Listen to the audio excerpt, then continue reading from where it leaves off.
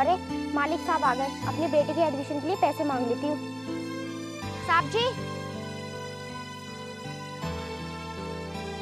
जी कई महीनों से आपने मेरी तनख्वाह नहीं दी है और मुझे अपने बेटे का स्कूल में एडमिशन कराना है। देखो मेरी बात सुनो, बच्चे की पढ़ाई में पैसा बर्बाद करने से कोई फायदा नहीं है। तुम्हारे घर का खर्चा चल जाए वो ही बहुत है, और तुम्हें बच्चों को पढ़ाकर करना ही क्या है? वैसे भी तुम्हें दूसरों की गुलामी करनी है। नहीं साहब जी, पढ़ने लिखने का अधिकार आप जैसे अमीर बच्चों का ही है। हम गरीब के बच्चे भी पढ़ सकते हैं और कल को देश के काम आ सकते हैं। छोड़ दो इन बेकार बातों को, पढ़ाई में बहुत पैसा खर्च होता है। एक बच्चे को कामयाब करने के लिए लाखों रुपए की जरूरत होती है। बड़े बड़े आदमियों से बात करनी पड़ती है। बस सेठ जी, मेरा बच्चा अपनी मेहनत के दम पर कामयाब होगा। आपको पैसे देने हो तो दो, वरना मैं कल से काम पर नहीं आऊंगी। ठीक है, तुम जिद कर रही हो तो दे देता हूँ पैसे, ये लो। लेकिन मेरी एक बात याद रखना, जब तुम्हारा बच्चा कामयाब होने वाला ही होगा और जब तुम्हें लगेगा कि मेरा बच्चा कामयाब हो जाएगा, जब 10-20 लाख रुपए जाएंगे, जब तुम्हें मेरी बात याद आएगी। उस बात से आप बेफिक्र रहिए सेठ जी, मैं अपने बच्चे को अपने रिस्क पर पढ़ा रही हूँ। मेरा बेटा बिना रिश्वत दिए और अपनी मेहनत के दम पर कामयाब होगा, मैं आपको विश्वास दिलाती हूँ सेठ जी। छोटे, ये आज काम वाली क्यों नहीं आई? मैंने तो कल इसको पैसे भी दे दिए थे। क्या भैया आपने उसको पैसे दे दिए? छोटे, वो काम करती है यहाँ पर, पैसे तो उसको देने ही पड़ेंगे। भैया आप नहीं जानते जमाना कितना बदल गया है। ऐसे लोगों के पैसे मान लिया करते हैं, तभी काम चलता है। अच्छा अब ठीक है, अब तू उसके घर जा और देख क्या वो आज काम पर क्यों नहीं आई। ठीक है भैया।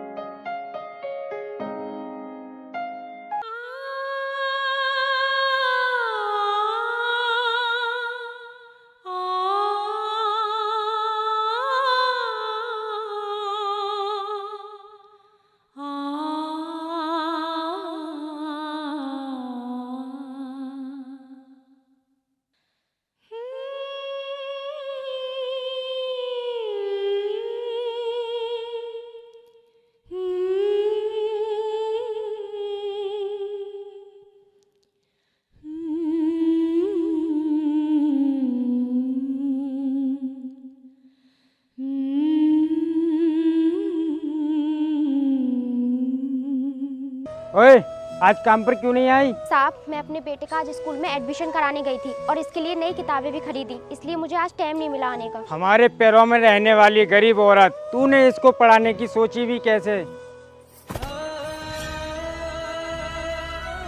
अरे छोटे मालिक, आपने ये क्या कर दिया? अगर तुम गरीब लोग पढ़ लिख कर नौकरी पर चले जाओगे तो हमारे खेतों में काम करेगा कौन? आप एक गरीब के भविष्य को छोड़कर अपने खेतों की चिंता कर रहे हो? कैसे इंसान हो आप? पति तो तेरा मर ही चुका है, अब तू क्यों इस पिल्ले को जान का दुश्मन बना रही है तू?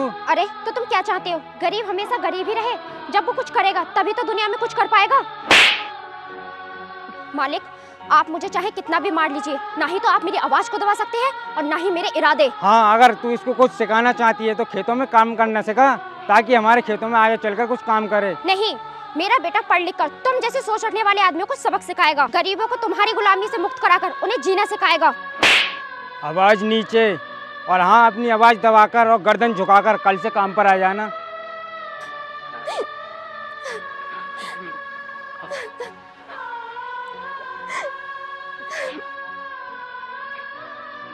बेटा सुनो, तुम्हें पढ़ लिख कर एक बड़ा आदमी बनना है और मेरा नाम रोशन करना है और इन जालिमों के चुंगल से गरीबों को आजाद कराना है। ठीक है माँ, मैं आपका सपना जरूर पूरा करूँगा। भैया यहाँ पर जो जमीन है, यहाँ दोनों तरफ से रास्ता है, यहाँ पर हम प्लांट लगा सकते हैं। और इसके साइड वाली जमीन अपनी मिल के लिए परफेक्ट रहेगी।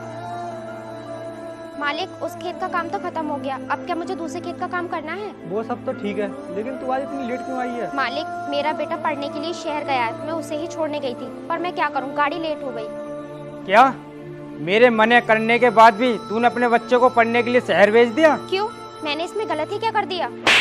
ये औरत ऐसे नहीं मानेगी भैया, इसको काम से निकालो। जब इसके पास काम नहीं रहेगा तो अपने बच्चे की फीस नहीं भर पाएगी और ना ही उसके रहने का किराया दे पाएगी। नहीं मालिक नहीं, ऐसा मत करना, मुझे काम से मत निकालना। तुझे तभी अकल आएगी, मैंने भी समझाया था तुझको, तेरा काम सही चल रहा था, खर्चे लाख पैसे मिल रहे थे, फिर क्या जरूरत थी उसे पढ़ाने की? आखिर आप लोग मुझ विधवा के पीछे क्यों पड़े हो? क्या दिक्कत है आप लोगों को? अगर मेरा बेटा थोड़ा बहुत पढ़ लेगा तो। भैया मैं पढ़ाता हूँ अभी इसके बेटे को। नहीं छोटे मालिक, छोड़ दो मुझे, छोड़ दो। अरे छोटे, क्या कर रहा है ये मर जाएगी। मालिक, मेरे दर्द हो रहा है, छोटे मालिक से कहिए मुझे छोड़ दें। छोटे छोड़ दे इसको, ये मर गई तो हमारे गले पड़ जाएगी। इसकी हिम्मत कैसे हुई उसे पढ़ाने की?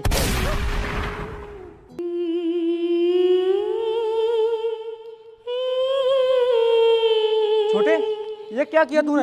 ये तो मर चुकी है। लेकिन भैया मैं तो इसे केवल डरा धमका रहा था, मुझे क्या पता था इस रिवॉल्वर में गोली है और चल जाएगी। जिस बात का डर था मुझे वही हुआ। अब तू एक काम कर, कुछ दिनों के लिए बाहर भाग जा। इसकी लाश को मैं ठिकाने लगा दूंगा और सबसे बोल दूंगा कि ये तो काम पर आई नहीं थी, अपने बेटे को शहर छोड़ने के लिए गई थी और वहाँ से वापस नहीं आई। ठीक है भैया, मैं जा रहा हूँ, आप अपना ध्यान रखना।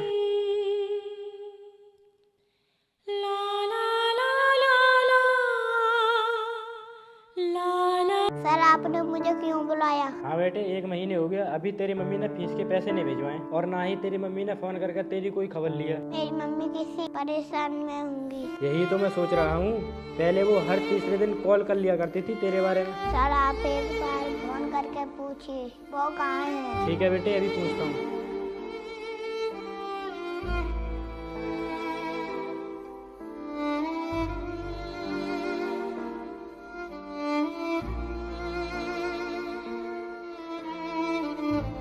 बेटे ये नंबर तो स्विच ऑफ जा रहा है। सर हमारे गांव में किसी और आदमी का नंबर लगाओ अगर आपके पास हो तो। हाँ मेरी डायरी में एक नंबर है, तुम नौकर के पास जाकर मेरी डायरी ले आओ।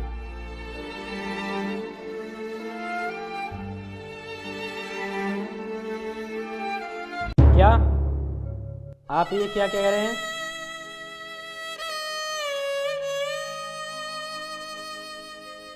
क्या हुआ सर? मेरी मम्मी ठीक तो है ना? बेटे कुछ भी ठीक नहीं है, तेरी मम्मी अब इस दुनिया में नहीं रही।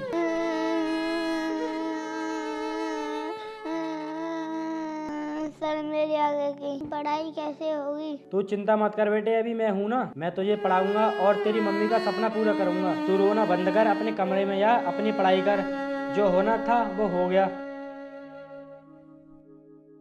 सर ये खून मेरे भाई ने जानबूझकर नहीं किया है, वो तो इसको थोड़ा गुस्सा जल्दी आ जाता है, फिर तो ये कुछ भी कर देता है। आप बस एक बार मुंह खोल दीजिए, आपको कितने चाहिए? पहले ये बताइए पूरा मैटर क्या था? सर वो जमीन है ना, इस पे मेरा भाई प्लांट लगाना चाहता था, लेकिन जो गांव में कत्ल हुआ है उसका कहना था यहाँ पर मेरी भी जमीन है। बस उसी बात पर इन दोनों में झगड़ा हो गया और मेरे भाई ने कत्ल कर दिया उसका। जब उस किसान का कहना है यहाँ पर उसकी जमीन थी, तो तुम अपना प्लांट यहाँ पर कैसे लगा सकते हो? सर मैंने उसको उसकी ज़मीनी कीमत देने के लिए भी बोला था, लेकिन वो इस ज़मीन को बेचने के लिए तैयार ही नहीं था। इससे हमारा काम खराब हो रहा था, तो मुझे मजबूरी में उसका मर्डर करना पड़ा। वो उसकी मर्जी थी, उस जमीन को बेचे या ना बेचे, तुम्हें अपने हाथ में कानून लेने की क्या जरूरत थी? अरे सर छोड़ो ना, आप तो बहुत बड़े अधिकारी हो, इस केस को तो आप मिनटों में दबा सकते हो। आप मेरे भाई को बचाइए किसी तरह, पैसे आपकी मर्जी के, काम हमारी मर्जी का। फिर भी आपने क्या सोचकर उसका खून कर दिया?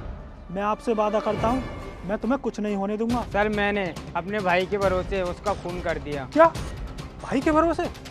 मतलब मैं कुछ समझा नहीं। मैं जब भी कोई काम करता हूँ तो मेरे भैया मुझे बचा ही लेते हैं। इसी तरह मेरे हाथ से एक नौकरानी का खून हो गया, जब भी मेरे भाई ने मुझे इसी तरह बचा लिया। तो उस नौकरानी का खून तुमने किया था? जी हाँ सर, क्योंकि उस नौकरानी ने अपने बेटों को पढ़ाने की गलती की थी। अगर कोई बच्चा पढ़ना चाहता है तो इसमें गलती क्या है? तुमने उस विधवा का खून कर दिया। अच्छा नहीं किया तुमने, पता नहीं क्या हुआ होगा उसके बेटे का। मालूम नहीं सर, हमें नहीं पता कि वो जिंदा है या मर गया। छोड़िए ना सर, उस गरीब फटीचर के बारे में जानकारी करने से हमें फायदा ही क्या है? माँ तो उसकी मर गई थी, वो भी कहीं भीख मांगते मांगते मर गया होगा। वो जिंदा है और एक IAS के रूप में तुम्हारे सामने खड़ा है। देख क्या रहे हो? मैं वही बच्चा हूँ, तुमने अपना गुनाह अपने मुंह से कबूल किया है। अब देखता हूँ तुम्हें कौन बचाता है मुझसे। आप उस गरीब विधवा के बेटे हो? हमें तो यकीन ही नहीं हो रहा। इस रूप में आपको देखकर मुझे बहुत खुशी हो रही है। बेटा बात को घुमाने की कोशिश मत करो, क्योंकि तुम्हारा गुनाह मेरे सामने आ चुका है। ऑफिसर लेकर चलो इन दोनों को।